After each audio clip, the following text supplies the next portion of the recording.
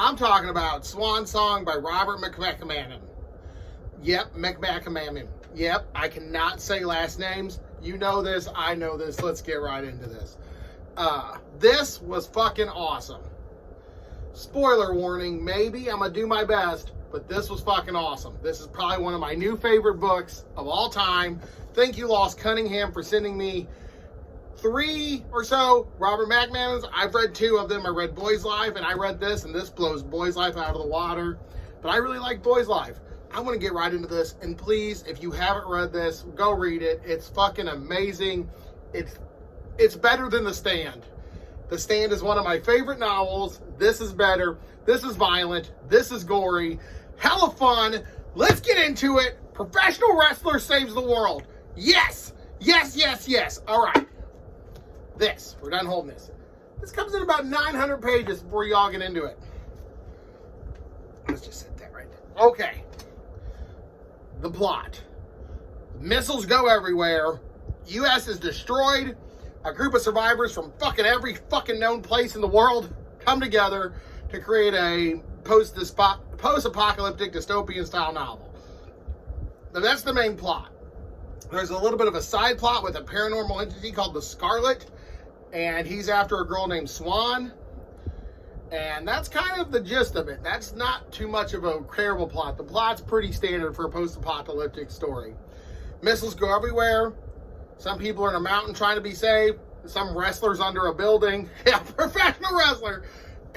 But that's the plot's basic. So the plot's just a C. It's a standard post-apocalyptic plot.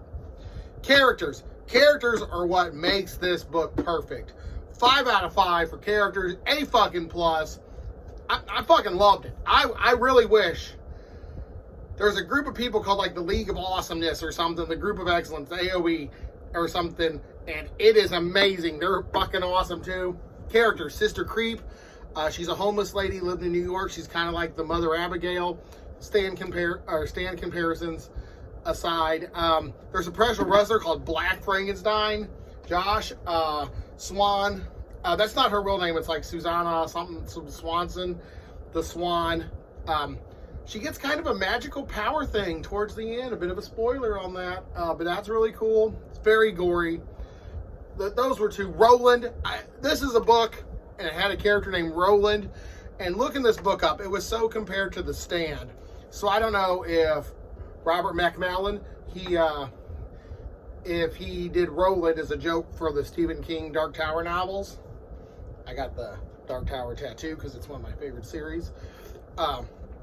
Yes. The characters were awesome. You cared about all of them. You liked them all. Group of survivalists up in like Wisconsin, Utah area.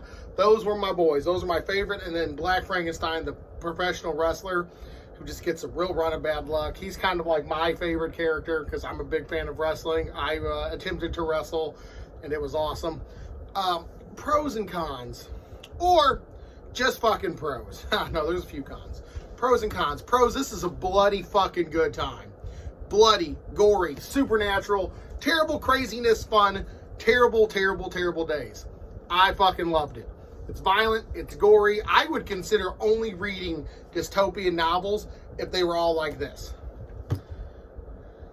Characters. Oh my God, did I love the fucking characters. I'm not even playing. There was one night where I couldn't sleep because I was worried about what happened to 2 of the fucking people in this book. I got up early and I was like, I'm gonna lie back. No, I just read for another 100 pages.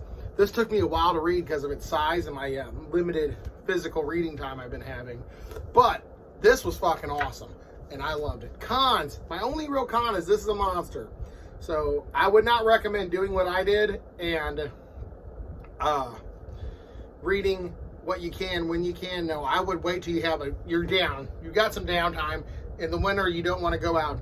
Pick a week, and then read 100 pages a day for a week or 2, and then you'll finish it. But if you don't get like me, you don't get a lot of downtime, Audible it. It's worth it. Excuse me on that. All right. Final part of Journey. How did I enjoy this 900-page monster? It was amazing. I love this so much. This will be I reread The Lord of the Rings every year. Reread it every year. Every summer, I start mowing the grass. I have the audiobooks. I have the physical books. I usually have like a copy like in the car of something, Return of the King, usually, and I will reread that. This will be reread every fucking year now. This will be my birthday gift to me, is revisiting this world.